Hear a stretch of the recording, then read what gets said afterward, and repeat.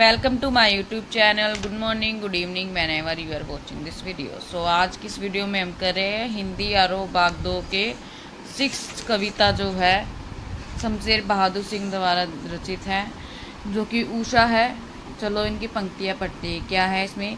प्रात नभ था बहुत नीला संग जैसे, भोर का नभ राख से लीपा हुआ चौका अभी गीला पड़ा है।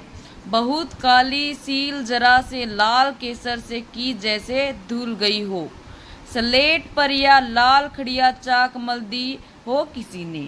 आइए इसका प्रसंग जानते हैं। प्रस्तुत काव्यांश शमशेर बहादुर सिंह द्वारा रचित कविता उषा से लिया गया है। इसमें कवि ने उषा काल के नभ का सब चित्र प्रस्तुत किया है। किसका किया है? नभ का सब चित्र प्रस्तुत किया है। व्याख्या क्या रहेगी? कवि का कथन है कि प्रातकालीन आकाश मनमोहक नीलिमा से सुशोभित हो रहा था। यह गहरे नीले संग के समान नीला प्रतीत होता है। इस प्रकार सौंदर्य से पूर्व के आकाश ने आकर्षक रूप धारण कर लिया था। आकाश की नीलिमा के कारण उसका सौंदर्य संग के समान बन गया था।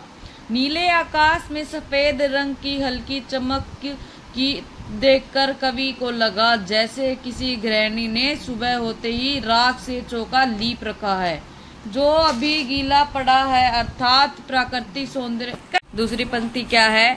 नील जल में या किसी की गौर झिलमिल देह जैसे हिल रही हो, और जादू टूटता है इस उषा का अब सौंदर्य हो रहा है।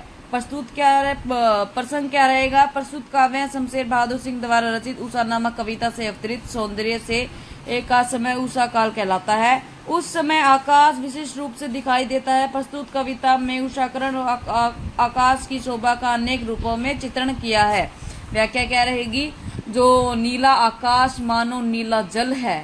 सूर्य का आकाश में प्रकट होने ऐसा लगता है मानो कोई सुंदरी नीले जल से झिलमिलाते हुए गौरवर्ण से अपने गोरे रंग की आभा बिखर रही है, अर्थात उसमें उजाला का समावेश हो। सूर्य के प्रकट होने से उषा का जादू के समान यह सौंदर्य समाप्त हो रहा है।